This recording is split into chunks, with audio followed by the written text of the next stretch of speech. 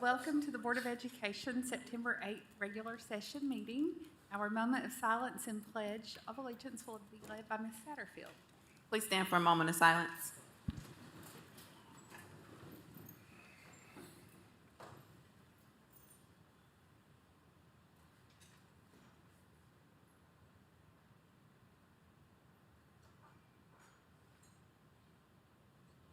The pledge. I pledge allegiance to the flag of the United States of America and to the republic for which it stands, one nation, under God, indivisible, with liberty and justice for all.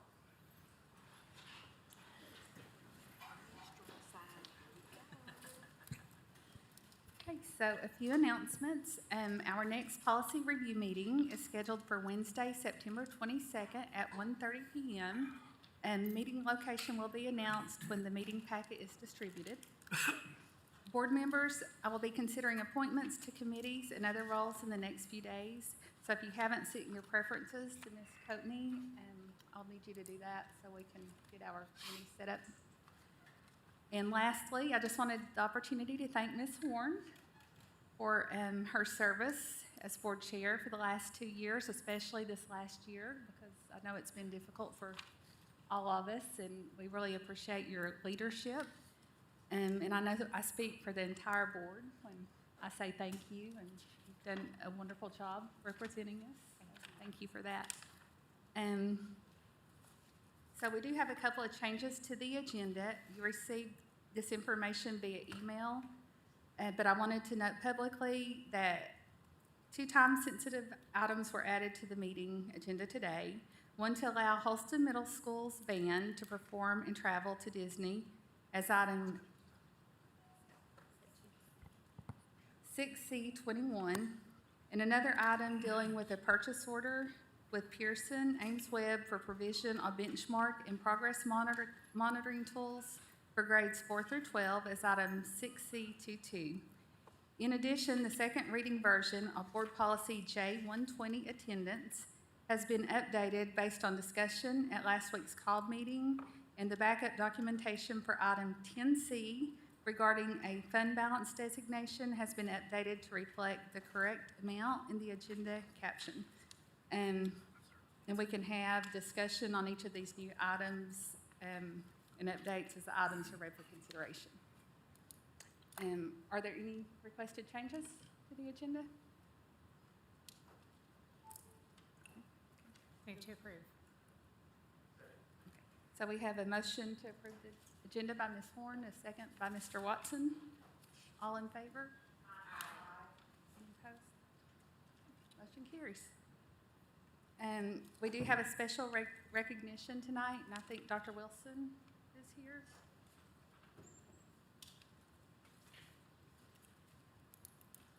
Thank you, Madam Chair, members of the board.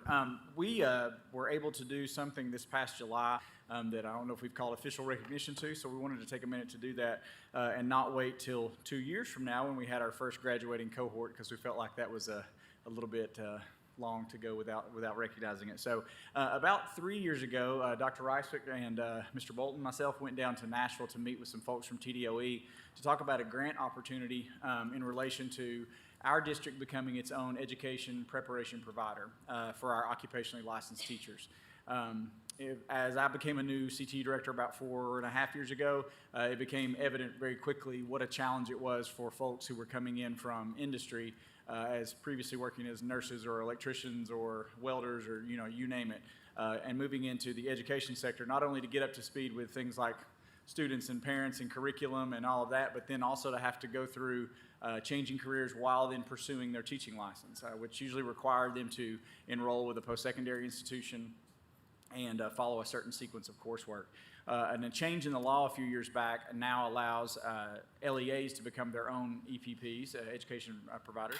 And so the state was interested in a regional opportunity here in our area that would serve our district as well as other districts in that work.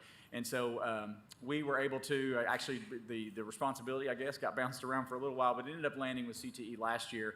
And we were able to go through the application process, and this past July, the State Board of Education authorized Knox County Schools to serve as its own EPP. We actually started our first class, our first cohort of occupational teachers this summer who have been engaged in the work, had a kind of an intensive experience during the summer, and then a lot of what they do really is job-embedded learning and practice throughout the school year. We've partnered with SREB, the Southern Regional Education Board, if you're familiar with that, as a curriculum support, and they're doing a lot of the training and kind of coaching us up on how to deliver some of that. But I wanted tonight to kind of draw attention to that. I think as a moment we can take and celebrate for that work. It does open some doors and opportunities down the line for us as a district to be able to use that EPP status in different ways if we see that as a needed recruitment and retention tool. But I also wanted to introduce and allow Ula Carr, who is the CTE specialist in my department, and has done the lion's share of the legwork on this and continues to lead this work, to tell you a little bit about kind of who's involved and what we'll be doing with that program in the year to come, and then again moving forward in the future with future cohorts of teachers. So, Ms. Carr.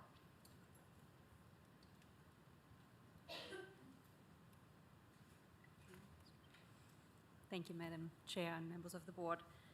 As Keith already said, my name is Ulla Carr, and I'm a CTE and EPP specialist for our Korean Technical Education Department. In that role, my work was largely centered around getting our application in front of the state last year, getting that approved, and this year to roll out the program itself. I'm proud to say we have 20 candidates already in our first cohort this year. They come largely from our own Knox County Schools district, but also from 4 surrounding districts, and from fields like cosmetology, culinary, collision repair, information technology, health sciences. So those are all teaching fields that we would love for our students to gain experiences in, and therefore we need teachers. So oftentimes we pull them out of industry and they don't have that pedagogical background and earn that through our program. We are meeting throughout the school year. We started with an intensive training week back in July. We are utilizing district learning days to meet. We are meeting virtually and in person when safety protocols allow. Our candidates also have a clinical placement as teachers of record, so it's a job-embedded placement, and overall the program therefore has a theoretical coursework component and a practical component.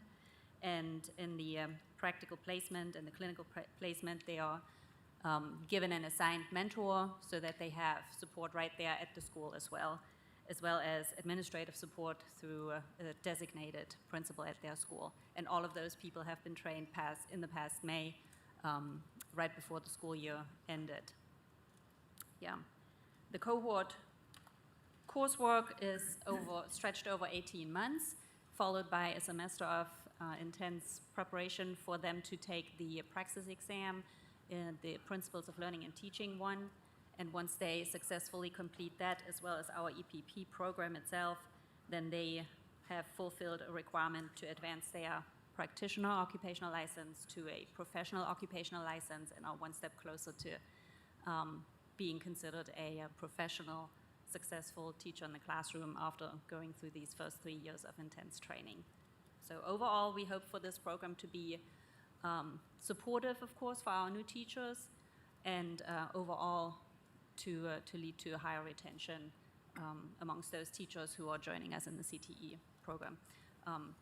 Long shot down the line, we hope to expand our program to also serve other content areas outside of CTE, but right now we're getting this off the ground. Thank you. So, Ms. Carr and Dr. Wilson, would you like to join me, the superintendent? We have.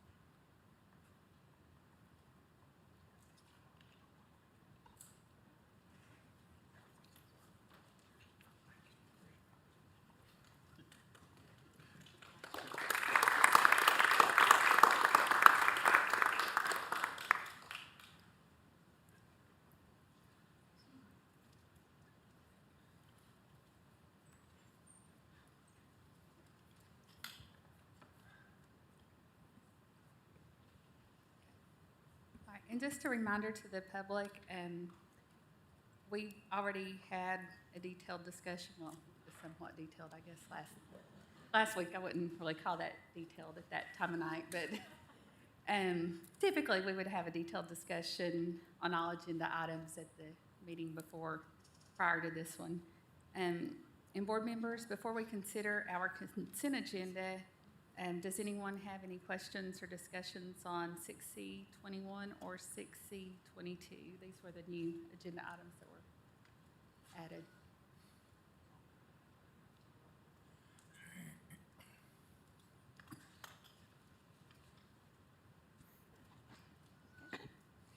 Item 6, consent agenda.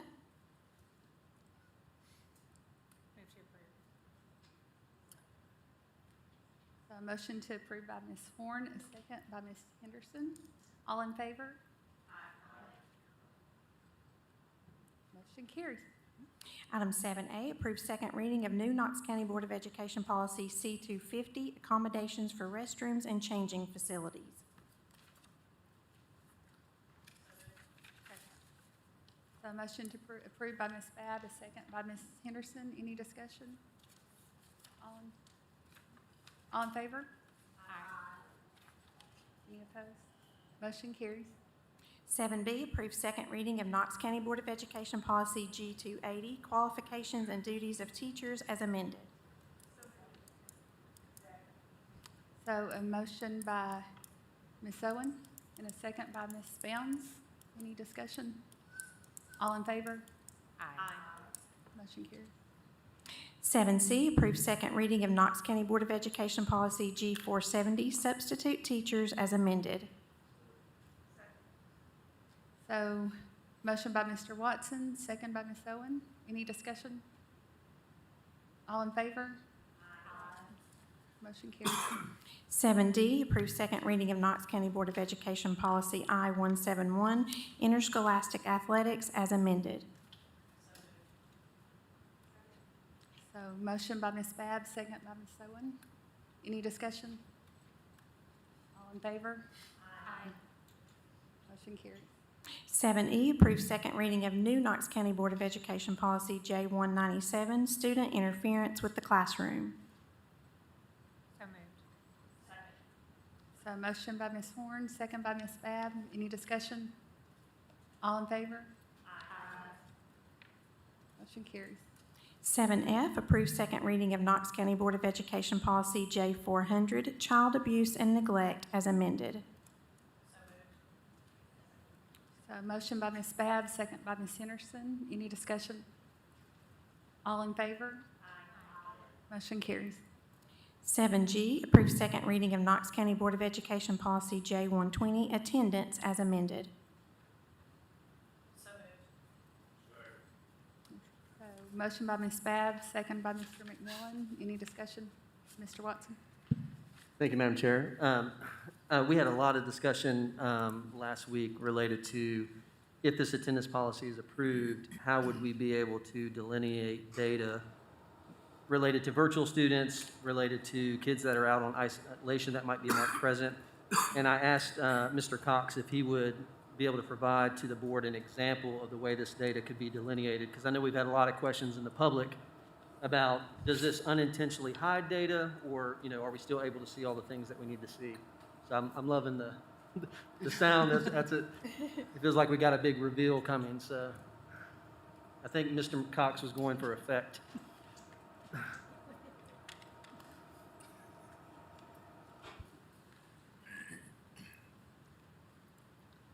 Madam Chair, Mr. Watson, once the screen pulls up, I've got two charts for comparison that will kind of help you see that this gives us a little bit additional clarity into some of the current absences. So this is just example data that we pulled, and the chart kind of in the middle has the virtual learning section highlighted there in the middle. And that is currently being counted as absent. So the chart on the right, you'll see those numbers are included in the larger section that's just labeled absenteeism. So if we have this additional code, we'll be able to kind of more finely report on those quarantine or isolated students with our attendance data. Does that make sense? So just to be clear, if the attendance policy proceeds and we approve it, the chart on the left is a representation of the way we could see that data, where we could still see active cases in relationship to students that might be out in virtual synchronous learning because they're in a school that has a waiver at the time, versus kids that might be out in isolation but maybe doing asynchronous work that's not at a school with a waiver, plus all of our other traditional absences. That's correct. And this chart shows the school waiver, which is currently how Austin East and Central High School would be reported, so that we can, kind of define both school-wide waiver and then individual absences that may be related to COVID. And so then if this doesn't pass, the chart on the right, we lose the ability to be able to delineate those students who might be out, not on a waiver, but be doing asynchronous makeup work. That is correct. That's correct. Thank you. I think that's really helpful to kind of see what the possibilities are of being able to represent and show that data. And I just have one more question, and Mr. Cox, this probably isn't for you, but can somebody just reiterate to us, one, what changes were made? Because I know there were some changes. This was sent out about 2:30. So what was the changes made from last week, if you can be specific about it? And then also, if we pass this, what does it add to, what's the benefit of adding this policy? I know the State Board of Education allows for us to do it. Is that you, Mr. Isaac, or? Thank you, Mr. Watson. So currently, well, I'm trying to think how far to go back in history. So the revisions that were made in July by the State Board, there was an existing policy prior to that defined virtual programs versus virtual schools. And so there was no option for any students to be virtual, even on a temporary basis. What the action from the State Board did in July was it opened up the opportunity for students who are on temporary, they use the word quarantine, but quarantine and isolation is what they're referencing. If local boards make an action to do that, then those students who are on quarantine or in isolation could be counted present if there are 4 criteria and you have to meet 2 of those 4. The first one would be that teachers teach synchronously, and obviously that would be difficult for us to do without adding a ton of teachers to our current group. One was that teachers would make like daily contacts, visual or phone calls to all the students that were in their class that were on that. Again, pretty big burden for teachers. The 2 that we're proposing in that would be the asynchronous model that says you could use a learning management system for students to be able to receive the work, and then the 4th one of those being that students would have the opportunity either through hard copy or learning management systems to be able to submit that work. So if this passes tonight, then we would be able to count students who are isolated or quarantined present for the 10 days supposedly that they would be out if they're submitting work during that time. Thank you. And I've just had a lot of questions about this. What's the benefit of doing that? What's the benefit of marking them present if they're technically out and doing asynchronous work? So if you have a couple things. So one would be for students to be chronically absent. That's a thing for truancy and those sorts of things that weigh in. Also for schools, they get a score for the overall school based on chronic absenteeism by students who missed over 10% of the eligible days on their annual report. So both of those, you could knock a bunch of days out in a 10-day quarantine or isolation toward a student's 18 days that would make them chronically absent. So we don't want to penalize a student that's being isolated toward chronic absenteeism. Correct, or the school they attend. Both could be on a list or deemed for that. All right. And I would just say one other thing too. Absent of this policy, students would not be able to be temporarily virtual. So you'd be left probably to our current makeup policy, which would be once they return from school, they have 3 days to request makeup work, and then a reasonable amount of time, I believe is what our policy reads, to make that work up. So this allows them to do it as they're absent. While they're absent, they could begin that process and start doing that work. I think it's important to note, just for all of our teachers out there, I think there was some confusion about what the intent was of the conversation last week, and I think some folks took a little bit of criticism, or took a little bit of, did not appreciate that way. They felt like some people were saying that the same synchronous instruction is the same thing as an asynchronous lesson being turned in. you know, a student in a classroom, that type of learning is very different than a kid just doing a piece of makeup work. That we know as a district, we're not saying that that's robust instruction, but we are trying to allow for that student to not get further behind by being able to catch up while they're still out, correct? Yeah, you're totally correct in what you're I saying. didn't say that very smoothly, but you and I you're talked right. about it before, and I think you We have. get what I was trying to say. Sure. So, there's probably the simplest way for me to think about it is there is no replacement for the student being in the classroom with the teacher every day. But it's better to have some asynchronous assignment that's tied to that so that the student has a better chance to at least be caught up and have some version of that when they return is better than to have nothing for 10 days. And if I could just take the opportunity too, I think, there was a lot of discussion last week, and, we tried to talk through that complicated issue to explain. And I just want to make sure, just for the record too, we're not saying that this will not be a challenge for teachers to do. We understand anytime we're asking them to support Canvas and do those kinds of things, that is an addition. I do think it's a great opportunity, even post-COVID, for a student who's out for orthodontist appointment or strep throat or the flu or those kinds of things, that people would have a common place to go and get makeup work.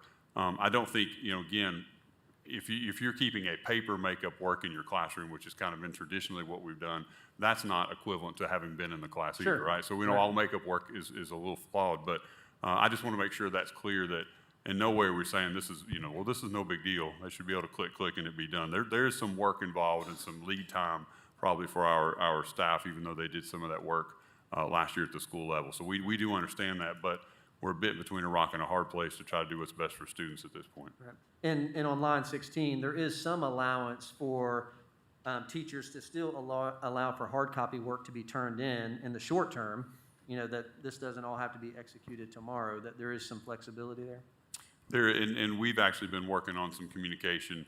We're getting some feedback from principals right now about when a good start date might be, trying to get an idea when they feel like their staffs could be up and have the potential to do that. We sent something out to principals to begin thinking about that today and give us some input on that. Also, there may be some allowances even once we get to there, especially in elementary. Kindergarten and first grade, we've gotten a lot of feedback about that being difficult to do just with the student's ability to manipulate a computer. And obviously, we'll defer to our elementary staff and principal feedback on that as well about the best way to do it. You try to mitigate germ transfer and virus transfer. I mean, all those are factors in trying to figure out how to do that. But again, we'll try to use common sense. It won't be perfect, but we'll try to do the best we can for the students. And there will be some, it sounds like there will be some flexibility at the school level in terms of implementation. I think there will. We were actually in some conversation with principal. We want to be sure that we don't set up a situation where it's like total flexibility. There's some level of district expectation, so it's not. There's some guardrails. Right, Yeah. because we don't want, saying, well, my middle school student's doing this, but they're not doing this at the high school or vice versa. So we want to make sure that, we kind of have a standard way we're going about it, but obviously, we always defer to principals and teachers for common sense to do what they need to at that level. Thank you. Ms. Horn? Thank you, Madam Chair. I think you've answered, Dr. Roswick, I think you've answered most of my questions, so I appreciate that you've reached out to principals to ask for a date on what is reasonable expectation to come up with something. And then just to point out for any teachers who are watching or listening, on line 16, number 4, it says students submit work via hard copy or virtual formats. So those kindergarten through second grade particularly that use Seesaw, for instance, as one virtual format, they could continue to do that because I think that there are younger grades that are already doing that. So this would allow for that. Is that correct? Thank you, Ms. Horn. So, yes, I think they're within. So I'm going to try to explain something that's complex, and I'm probably not the best guy to explain it, but I'll take a shot at it. So Canvas is our learning management system. There are a lot of different apps and different connections that can happen within kind of that platform. And my understanding is Seesaw is one of those things that can do that. So, we purchased Canvas 8 or 10 years ago as kind of the top of the line for a learning management system. And the selling point on that was it is a blank canvas. You can create whatever you need to do within that. So we do have ways with Teresa Nixon and her team where they've really guided folks to be able to do some of that. So I would say if there are schools using certain things, probably just to run that through and try to get support through through Teresa Nixon and her team to see how we can best utilize that. So again, I don't know how everything talks and computes, but our goal would be not to turn everything over for families that already understand and know those things. And our answer would try to be yes. There may be a technical reason why certain things wouldn't work, and we can, work through and see how we can do that. Okay, thank you. Thank you, Madam Chair. Ms. Babb? Yes, I guess my question is, and I mean, I think a lot of us got feedback last week from some teachers on this.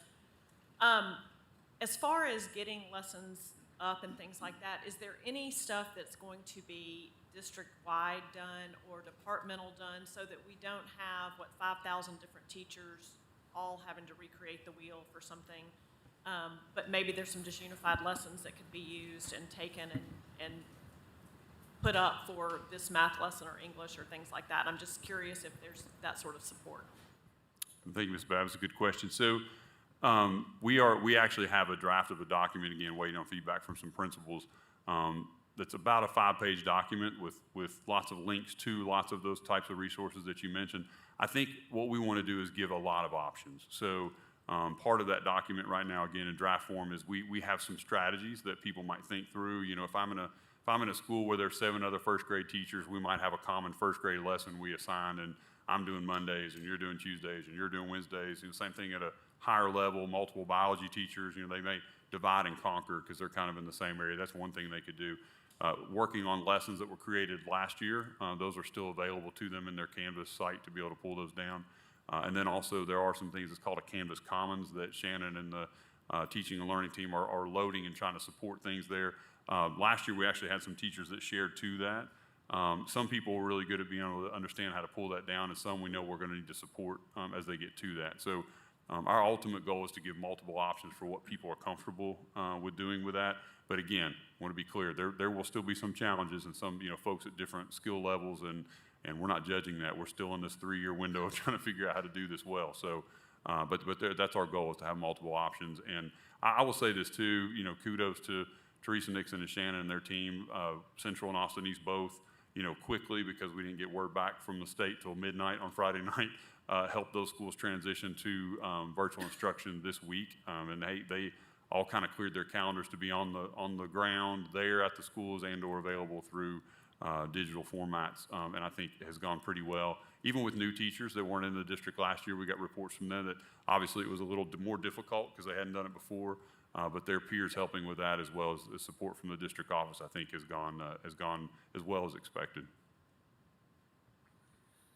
So as a follow-up, is our intention, because it does seem like, we don't know when this sort of thing is going to happen again, and we do have kids that are out sick all the time. Is there the thought of having a maintained sort of library in Canvas that could just be used every year and just sort of updated a little bit so that we don't have to recreate this wheel all the time? Thank you, Ms. Babb. Good question. So I think, again, to clarify some of what I said last week, if we could roll the clock back to July, right? At that point, and I know not everyone was there, not a political statement, but just where we were as far as case counts and that sort of thing. We had just come off a summer of summer programming, summer band camps, summer football camps, with very little spread that we had at that point. So kind of our marching orders at that part were kind of open school, still using some precautions, but somewhat pre-COVID, like if you want to think about it that way. So all of our planning going into July and conversations with principals and staff were around that. So at the Principals Institute was the first time we said exactly what you're alluding to. This is a practice we want to continue moving forward. This will be, at the bare minimum, Canvas should continue to be used for makeup work. And again, not even thinking about COVID resurging at this level, but just that we need to start, we need to continue to flex that muscle that we grew last year and build on it. And I think that was a clear expectation. Now, fast forward to where we are now, no one thought case counts would be where they are. We understand, and I really believe this in talking to some principals, that some of the thought was once we realized that the state board policy change restricted our ability to go red, as principals and staffs prioritize what's on their agenda to do, that was kind of moved way down the list, because they're going, well, we're not necessarily going to have to worry about that. So I think that's why when you talk to your principals, you probably get some mixed, we're ready to go and could have gone yesterday. We haven't talked about it since July. I get why both are there. So, but I do think what you're saying is when all this dust settles, we want this to be a tool that every parent in Knox County knows to reach out, and that's where they can find their student's assignment, no matter why they missed that day. So that it's just a natural part of what we do. But again, that takes some time to get to that level. So anything can be used again. I mean, I've taught a class in Canvas at the university level, and that's what I do every year. I load all my content back over to the next class, and I replace what I don't want and update what I need to, update from there. And, it takes some time to do that, but I'm not recreating it every year to what you alluded to. Thank you, Dr. Oswick. Is there any more discussion? Okay, so we have a motion by Ms. Babb and a second by Mr. McMillan. Is that correct? So all in favor? Aye. Any opposed? Motion carries. Item 8A, approve receipt of Tennessee Department of Education School Programs Emergency Operational Costs Reimbursement Program Grant in the amount of $1,107,216.24 for reimbursement of emergency operating costs incurred during the public health emergency. So a motion by Ms. Bounds, a second by Ms. Babb. Any discussion? All in favor? Aye. Motion carries. 8B, approve receipt of Tennessee Department of Education Learning Camps Transportation Grant in the amount of $1,183,213.82 for provision of transportation services related to summer learning camps. So a motion by Ms. Bounds, a second by Ms. Horn. Any discussion? All in favor? Aye.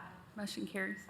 8C, approve receipt of Tennessee Department of Education 21st Century Community Learning Centers carryover and 2021-2022 grant award for Christenberry and Pond Gap Elementary Schools in the amount of $463,211.94. So a motion by Ms. Owen, a second by Ms. Babb. Any discussion? All in favor? Aye. Motion carries. 8D, approve receipt of Tennessee Department of Education 21st Century Community Learning Centers carryover and 2021-2022 grant award for Inskip Elementary School in the amount of $163,780.04. So a motion by Ms. Owen, a second by Mr. Watson. Any discussion? All in favor? Aye. Motion carries. 8E, approve receipt of Junior League of Knoxville Centennial Celebration Mini Grants for 31 Knox County Schools teachers in the total amount of $11,314.83. So a motion by Ms. Bounds, a second by Ms. Babb. Any discussion? All in favor? Aye. Motion carries. 8F, approve receipt of grant from the Hartford in the amount of $5,000 to support the district's fire safety education efforts for kindergarten through third grade students. So a motion by Ms. Bounds, a second by Ms. Horn. Any discussion? All in favor? Aye. Motion carries. 8G, approve receipt of Walmart Community Grant for Hardin Valley Academy in the amount of $5,000 for creation of a learning commons in the school's library. So a motion by Ms. Henderson, a second by Ms. Horn. Any discussion? All in favor? Aye. Motion carries. 8H, approve agreement and receipt of a Whole Kids Foundation Garden Grant for Pond Gap Elementary School in the amount of $3,000 for an edible educational garden project at the school. A motion by Ms. Babb, a second by Ms. Owen. Any discussion? All in favor? Aye. Motion carries. 8I, approve receipt of grant from the Austin East Community Foundation in the amount of $40,000 for the benefit of Austin East Magnet High School. So a motion by Ms. Satterfield, a second by Mr. Watson. Any discussion? Mr. Watson? Thank you, Madam Chair. I just wanted to give a shout out to the Austin East Community Foundation. I think it's less than a year old. Is that correct, Ms. Satterfield? So I know some of the founders there and the work that went into that and to make that large of a gift at the beginning. I mean, I'm thankful for all of our funders and the grants that we get to announce tonight, but to have a new foundation at Austin East and to be able to commit $40,000 that principal can use is fantastic. So. We have a motion by Ms. Satterfield, a second by Mr. Watson. All in favor? Aye. Motion carries. 9A, approve contract with Anixter Incorporated for provision of networking materials for the term of October 1, 2021 to September 30, 2022, which may be extended for 4 additional years at an estimated annual cost of $2 million using technology, general purpose, technology upgrades, and capital plan funds. So a motion by Ms. Owen and a second by Mr. Watson? Any discussion? All in favor? Motion carries. 9B, approve contract with Path Construction Northeast Incorporated for the Gibbs High School Stadium project in the amount of $3,206,000. So a motion by Mr. McMillan, a second by Ms. Bound. Any discussion? All in favor? Motion carries. 10A, approve increase of $163,213 to design contract for new Adrian Burnett Elementary School project. So a motion by Ms. Bound, second by Ms. Owen. Any discussion? All in favor? Motion carries. 10B, approve increase of $261,000 to design contract for new Northwest Sector Elementary School project. So a motion by Ms. Henderson, second by Ms. Horn. Any discussion? I just have a question. Because we keep calling this the Northwest Elementary School, is this school going to have a naming? I mean, I see the confusion with Northwest Middle School, and they're nowhere near each other, and so it just kind of concerns me that we keep calling them the same name pretty much. I won't go into the history of why why two schools so far away have a different name or same name, but there's a reason for that. But yes, we will go through a process to name the school at some point, and that would probably be subsequent to identifying a principal for that school. You remember back with the North Shore, that was the Southwest Elementary School project for a number of years until we brought on a principal, and we can go through a community process too, with the community of that school to determine what the name is. Okay, thank you. I just got concerned that it was already being labeled that was going to stick, and I just felt like there was going to be a lot of confusion, so thank you. Mr. Watson? Thank you, Madam Chair. Mr. Oakes, we all know that our costs for construction across the board are just going like crazy. I was trying to buy 4 metal poles today for $1,000, 12 feet. I mean, it's crazy. And I know that oftentimes architectural cost is directly tied to a percentage. Is 5.62% standard in our contracts for contractual costs, architectural costs? Our architectural costs are set by state statute, and it's a percent of the project. I'd have to, for the details on that, I'd have to defer to. That's okay. Mr. I mainly Shelton, wanted to know but that it was standard, so it's set by the state. there is a standard process to go through, and it's a calculation that is made, and there's not a lot of leeway in Right. it. So what's driving this is the fact that we've got increased contract costs, so the architects get a bigger share. Thank you. Ms. Babb, did you have anything?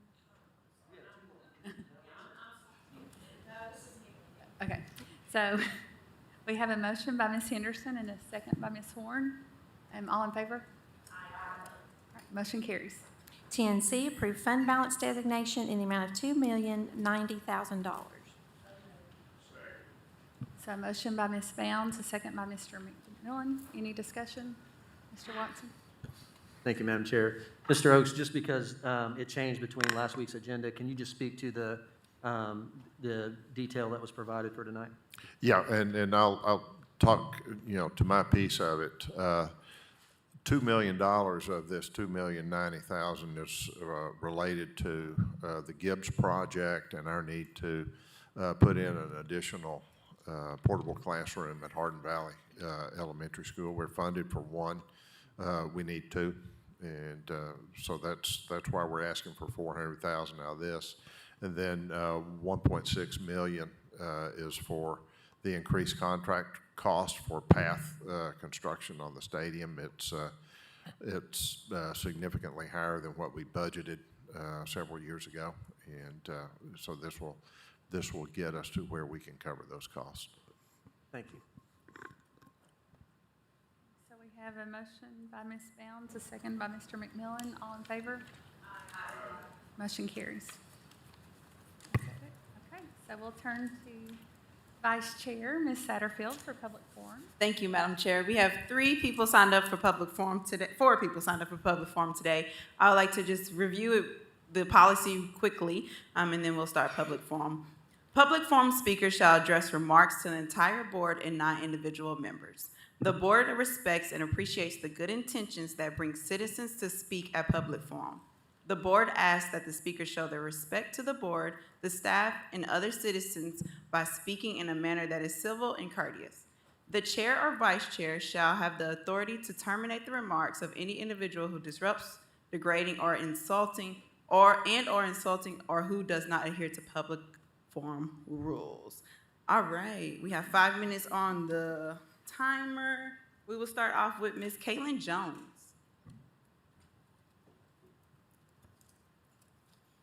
Please state your name and county of residence.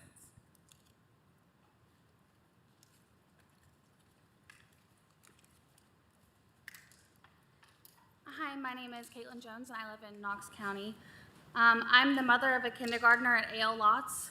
My son Alec was born with Down syndrome and has had a lot of physical and mental challenges that he must face in his life. Since he was just a few months old, he has been in physical therapy, occupational therapy, speech, and even aquatic therapy. Because of Alec's disability, he did start with Knox County School System 2 years ago at Cedar Bluff Preschool.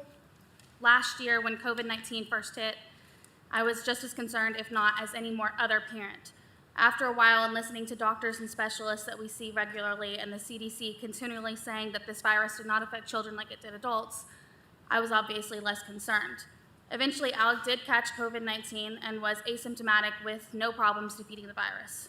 At the start of this pandemic, I was willing to work within the guidelines to help stop the spread of COVID-19. However, here we are over a year later, and we've obviously been unsuccessful in doing so.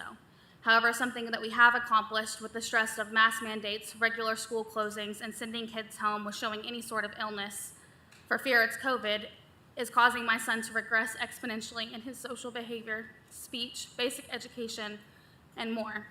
Alec has had severe sensory disorder that causes him extreme stress when he is around loud noises, touches a texture he does not like, or has things on his body he does not want, such as shoes, hats, etc. So you can imagine the fight that it was to try and keep a mask on him. I could see the emotional toll it was taking on my son as Alec's school continually tried to force him to wear a mask. Alec is nonverbal, therefore he does not understand the need for a mask. I understand that it was this board's decision to allow kids with special needs the option to opt out of this. However, continually throughout the school year, it was continually pushed by teachers and other school administrators. This was not only detrimental to his education and mental health, but caused a level of distrust within teachers and those with Alec who was supposed to be guiding him. Alec was sent home 18 times last school year because the school claimed that he was sick and he would not wear a mask. At one point, I was being called to pick him up multiple times a week due to what the staff said was a fever. Finally, I went into the school to pick him up and asked them to take his temperature in the office. I waited over 15 minutes for the nurse to come in, take his temperature 2 different times on 2 different thermometers, only for his temperature to be 98. Yet even after I proved that he did not have a fever and was showing no other symptoms, and that this was only about the teachers and staff wanting him to wear a mask, even with his disability, he was still sent home. This was brought to the attention of the preschool director and the primary school principal with no change. Last year, my son's preschool was closed for 54 days due to COVID and the cleaning schools. This means that out of a total of 184 days he should have been in school, he was not offered any services or education for 72 days. That is almost 40% of the school year. My son was unable to do online learning as his mental disability does not allow that. He still receives physical, occupational, and speech therapy through the school system, yet last year, due to closures and not having enough therapists, Alec did not receive the amount of therapy that was discussed and what was supposed to be under his IEP. At the end of the year, they had to change the number of hours of each therapy and have me sign a new IEP just so it did not look like they had not followed through with the amount of therapy he was supposed to receive with the original one. I understand you are trying to do what you think is best for Knox County as a whole. However, according to the FAPE Act, the Free Appropriate Publication, my son deserves the same education that any other child does. I propose when schools do inevitably close this year, you keep 1 or 2 schools open for children who are unable to do online learning.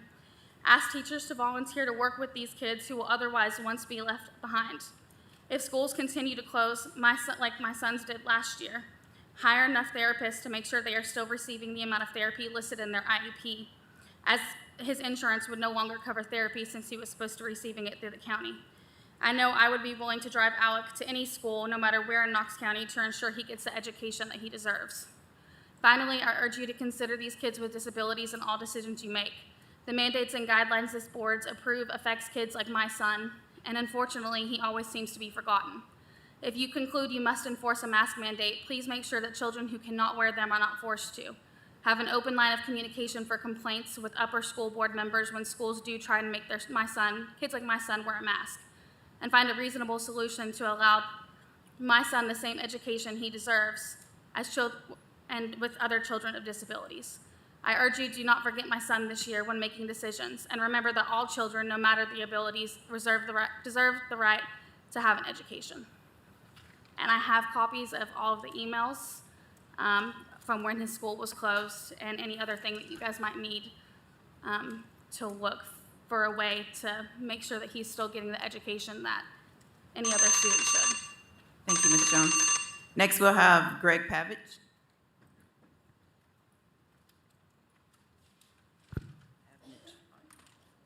State your name and county residence. Thank you. My name is Greg Pavanich, and I'm from Knox County, Powell especially. But I am an educator myself. I have taught at Powell High School. I'm currently at Oak Ridge High School. My wife is also a TA at Bricky McLeod Elementary. And I was just bringing up some issues that I have with school lockers. So currently, my daughter is in 6th grade, and she does not have an access to a locker because at Powell Middle School, they have decided to zip tie them and not give access to any student. My child is 60 pounds, and she's carrying around a 14-pound backpack. If you do any research on the internet, you will find that is not acceptable by any pediatrician. I know last year it was due to COVID and the emergency fund that the governor passed through, but that has been released. Some schools are allowing lockers. Other schools are not allowing lockers. The Powell Middle School has a huge neighborhood behind it. Tons of kids walk to and from schools with backpacks 20 pounds. The other day, we were riding in a van with a school board member at the PTA event, and we noticed a kid put a backpack on, steered the bike, fell down. Backpack was too heavy, trying transportation. What I'm trying to state here is that you have to have some kind of uniform policy. If parents are sending their kids to doctors or chiropractors, which I know they did last year, then we have to have some kind of common ground of maybe during COVID, that's acceptable, but we cannot have some school principals the flexibility to shut down taxpayer lockers and others not. When we were given an option of something else, the administration at Powell Middle School said, you can get a rolling backpack and you can roll it around. How many students in Knox County do not have access to the money to buy one backpack, 2 backpacks? Well, guess what happened when my daughter at 6th grade brought a backpack in? She got made fun of. She got bullied. Why? Because we all know, I'm an educator, they're different, right? When you're a little bit different, you're a little bit different, and people make fun of that. And so that was a result. So it's unacceptable that a solution requires money out of people's pocket and that that somehow you get made fun of. Those two things are not acceptable in my book. It's not acceptable that Halls Middle School, Carnes Elementary School have access to their lockers. They are no less of a discipline problem than Powell Middle School, because that's what we're told over and over again, the reason why they don't have access. Because during COVID, they found masking up children, sending down a hallway one way was less discipline. And they got to class faster. And they support, let's not give them lockers again. You want to know why? Because there's less drama in the hallways. And they have quicker response time and more classroom time. Well, if I remember growing up, it was a privilege going to middle school where I had access to my locker for the first time. And I was allowed to socialize and be a social being. I'm a high school teacher. We can't just have kids not socializing in the hallways in middle school and then send them to high school where they just have leaps and bounds of like they can talk, they can be on their cell phones.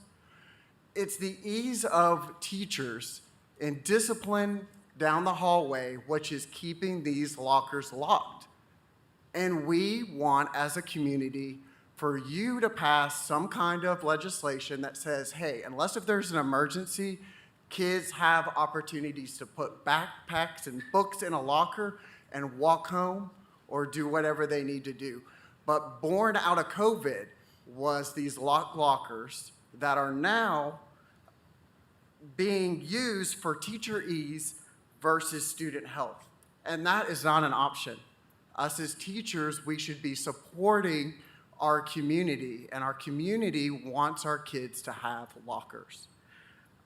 It's just not the consistent locker policy, and maybe we don't understand what's going on with, there was nothing ever mentioned about COVID, and maybe like lining kids up down the hallways and being quiet is easier, but not at the detriment of our kids' backs and policies and causing people to get backpacks and having parents send their kids to the chiropractor. I just feel like that's ripe for a lawsuit if that continues on. Thank you. Thank you. Next, we have Brian Carnello. State your name and county resident. My name is Brian R. Carniello. I am a resident of Knox County, District 5. I've lived in 37923 for 16 years. I'm here today as a parent of 2 children who are under 12 years old, who should be going to Blue Glass Elementary School, but who are not. And as the vice chair of KCS PASS, the Parent Advocates for School Safety, and I first would just like to say that there are many parents who are extremely concerned about the dashboard. They're concerned because there are wildly different numbers on the KCS dashboard, the numbers reported by KCHD, and the numbers reported by the Tennessee Department of Health. The disparities of those numbers have caused a lot of concern among parents. They're asking that there be individual school dashboards with 2 simple data points, student absences and teacher absences for each school. So if something could be made possible to provide that information, it would be very helpful as parents make their decisions regarding their children's education, their children's safety. When I called yesterday to sign up to speak, I was told that the issue of mitigation measures to keep our schools safe during the pandemic was not on the agenda, and I had known that to be the case. I didn't expect that to be on the agenda this evening. I was surprised when I was told yesterday that the emergency meeting last week about mitigation measures was called in order to put the issue to rest. That surprised me that it was phrased that way, and I actually found out from another parent that I wasn't the only person who was told that. If that was the goal of the majority of the members of this board, I think that failed. Since your decision on August 11th and your decision again last week not to implement the mitigation measures that have been recommended by the CDC and the Tennessee Department of Health, the situation has continued to get worse than it was in August. You have not put this to rest. Several teachers have simply resigned as a result. One teacher at Cedar Bluff Middle School, who was taught at Knox County Schools for 16 years, reluctantly resigned yesterday because you failed to provide a safe work environment. She has a weakened immune system and can no longer take being afraid coming to work. Yesterday, you wrote a letter, at least it was dated yesterday, to Governor Lee. And I do understand that it's been characterized in different ways publicly and that there is some issue about the way it's been characterized. But one part of my own concern, having read that letter, was the way in which you present yourself as somehow champions of in-person learning. Your actions since the beginning of August resulted in mass absences, school buses being delayed 30 minutes, 40 minutes, 50 minutes, over 50 minutes. 2 high schools in KCS having to close their doors to in-person learning less than a month into the school year and switch to virtual learning, and more schools will likely follow. The switch has been and will continue to be extremely difficult for teachers because they were not prepared for virtual learning. The many problems that have quickly become so evident have also come to the attention of the Tennessee Commissioner of Education, Penny Schwinn, who wrote on September 3rd to encourage KCS to do what I had expected to hear would be done when I came to a meeting of this board on August 4th. Just before school started, she encouraged you to, quote, utilize the same mitigation strategies used last year, such as temperature checks, physical distancing, and frequent hand washing. She encouraged you to utilize seating charts in all settings, presumably so you could actually help the Knox County Health Department do contact tracing rather than to pretend it's their problem when in fact it's also yours. And she encouraged you to return to mandatory masking. I came to this board's meeting on August 4th expecting to hear that you'd be implementing those mitigation measures, and I was very surprised when you did not. Before your meeting on August 4th, I planned to send my two sons in person to Bluegrass Elementary on August 9th. I bought all the school supplies for their classes that were on the website, and they were ready to go. But after that meeting on August 4th, the day after, I registered them for homeschooling. It was obvious that the promises that you had made back in April were not going to be kept. It was obvious that my children could not go to school safely, and they have been homeschooled this entire year, and until there is a vaccine available for them, they will continue to be homeschooled. Extremely, honestly, disappointed. Thank you. Thank you. And next we'll have Vernon Henry.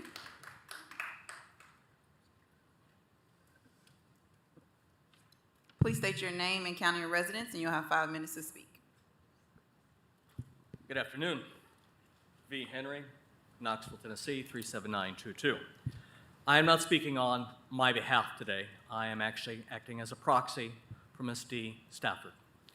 The words I'm getting ready to read, you actually already have a copy in your inbox, I was told earlier today. So I'm going to read this, and these are her words. If I foul them up, I apologize. Thank you for listening to my statement tonight.